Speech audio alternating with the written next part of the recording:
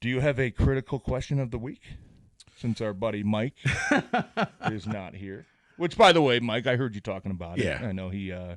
Mike's having a rough he's a dog day. dad, Tough and one. him and his wife and Little Lotus. Thoughts out to them, man. So yeah, I know he'll be fine, but it's sad. Oh, dude, sad for Mike. We wish him the best. Obviously, I know he likes to bust everybody else's balls, but Mike at heart is a good dude. I try to tell people all the time, and I'm going to come in. I'm like, Mike, you're not coming in today. No, I can do it, and dude.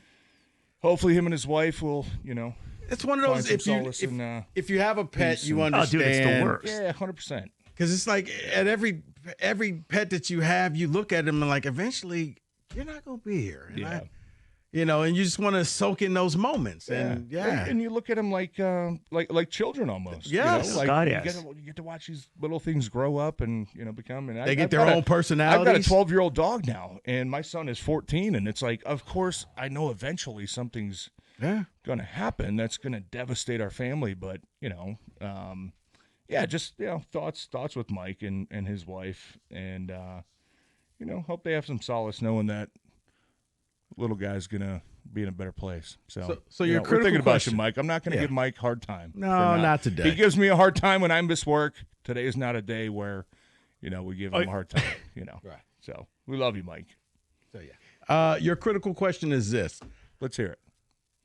Does did I put you on the spot? Did you have one prepared, or is this just off the top? I'm of a your professional. Head? Okay, TJ. all right, let's hear it. This is what I do. This is what I do. Aquadine Muhammad. Does he know what we say about him? Like, has this ever been people call him brought up? Bob? It's like that we call him Bob. Bobby boy. Like, would you text me, Bob Muhammad? Right, like Bob Muhammad. Oh, Bob Muhammad. Yeah, he's got two. Yeah, look at him go. Does he realize we're joking? Like, does he even know the stuff that we're saying about him? I doubt it. Okay. No. I Well, mean, if you it don't ever think he comes listens? up, it's all just, in love. It's like I try to put myself back in those shoes. Like, you didn't really today's a different world, though. That's where I wonder, when I played 10 years ago, like, we didn't have all this access we have now with social media and everything and viral clips and videos going around.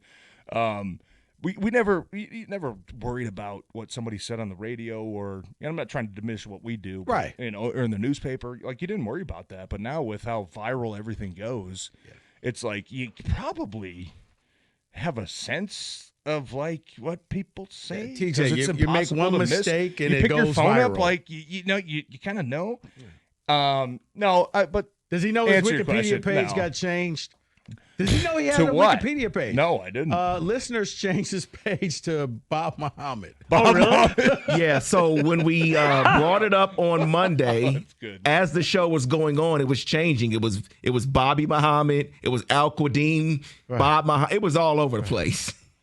It was well, it's better than Almondine. Almondine, like a toothpaste. That was Mike a choice promoting. also. Somebody changed it to Almondine. I think it was almond milk at one point. I don't know. And it kept changing. Aquadine, minty fresh, defensive. Are you worried at Getting all when you sacks. interview him? You're going to call him Bob instead of. I just wonder if he's just like, he's just sitting around. Maybe. I mean, who knows? I know, but you know what? It is funny, like, listening to people.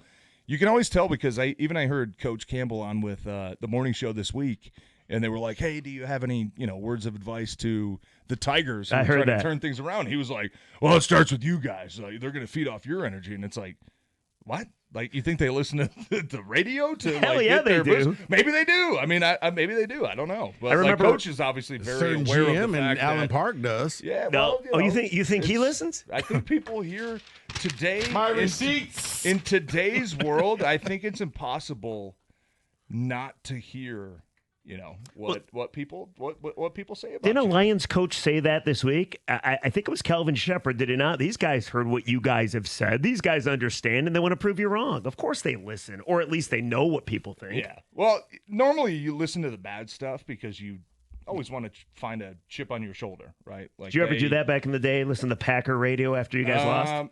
No, but you would hear responses, and it's like, okay, like, if I could, but you have to think about this. If you're a competitor, if you can find any sort of chip, even if somebody gives you a compliment and you find a way to turn it into a slight, like, you do that. You know what I mean? Like, it gives you motivation. So that's what pushes guys to get better. I mean, if people are just praising you 24/7, then you can get high on your own supply a little bit. And it's like, okay, like, you're getting a little bit out of sorts there. But you always try to look at the negatives where if I played 80 plays and 79, I kicked a guy's ass, but one of them were bad. And that's all everybody's talking about is that one play. Like, good. I'm going to use that as a chip on my shoulder, for the next game. So I know they hear most of it.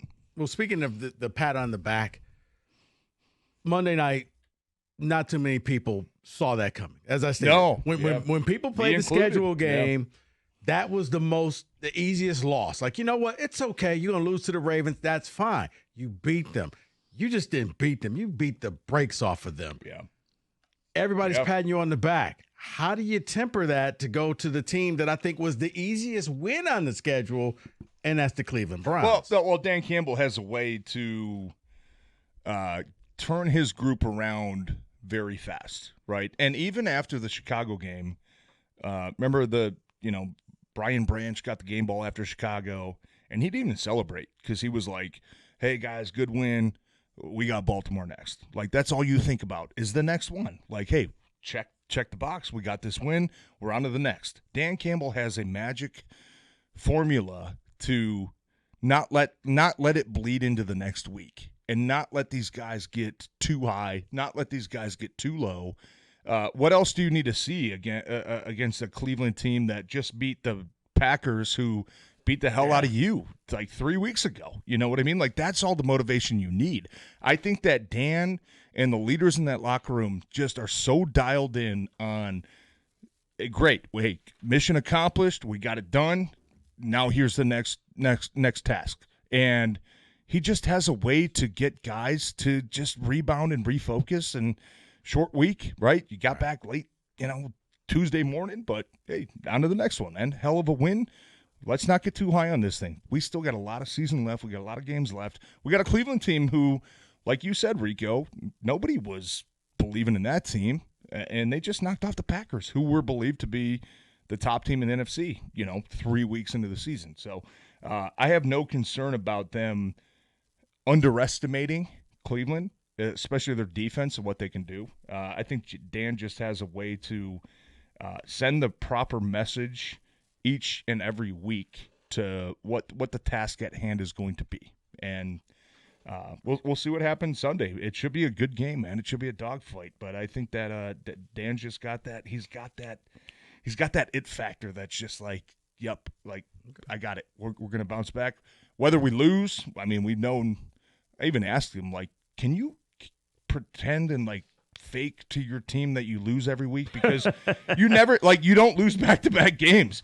Can you, like, tell your team you lost so they, like, the next week they go out and win? Because you know what I mean? Like, you almost have that, right, like, that mindset and attitude that's just like, nah, okay, like, they still don't believe in us. Like, you still have that underdog kind of mentality that it's been impressive. And I'll tell you what's most impressive for me watching Dan is you have all these personalities in the locker room.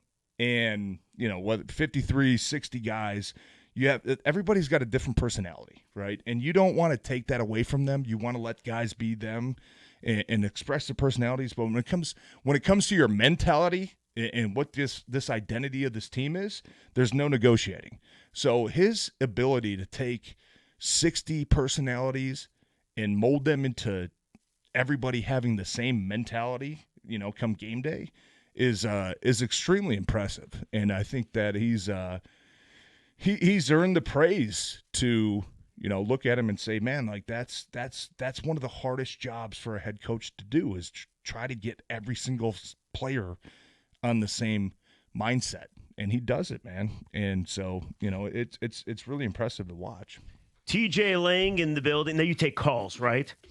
Sure. Hold on. Can I screen them? Yeah. I might have a couple buddies that want to call in. We might want to have Aaron Rodgers nix call in. those ones. No, let's have those people call in. All right, if you got a question for TJ, 248-539-9797, 97 on the ticket.